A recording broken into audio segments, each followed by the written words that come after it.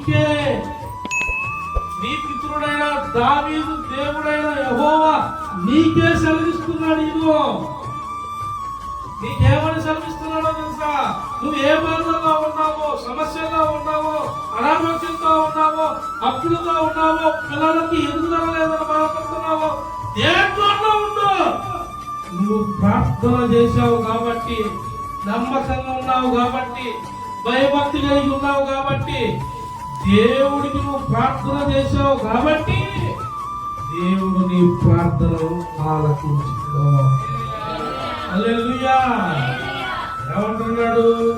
యెహోవా నీకు సెలవిచ్చుచున్నా ఏమనగా, నీవు కన్నీళ్లు విడుచుట చూచితిని, నీ ప్రార్థన నేను చెప్పట్లు.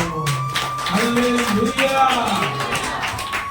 ఖచ్చితంగా దేవుడు నీ ప్రార్థన ఆలకించాడు, నీ మొర ఆలకించాడు.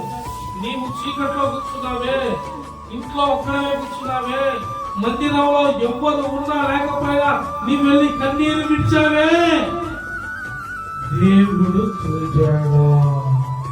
ఏ ప్రార్థనలు అంగీకరించాడో జవాబుగా వచ్చిందని నీవు నమ్ము. ఇసుకే నమ్మాడు, త్వరగాదు ఇసుకేతో ఆ మాట అడగాలని నమ్మాడు. నమ్మకాలే ఏమన్నాడు వస్తుంది, అది తర్వాత ఏముంది? ఇంకా 15 సంవత్సరములు ఆయుష్ నీకు ఇచ్చేది.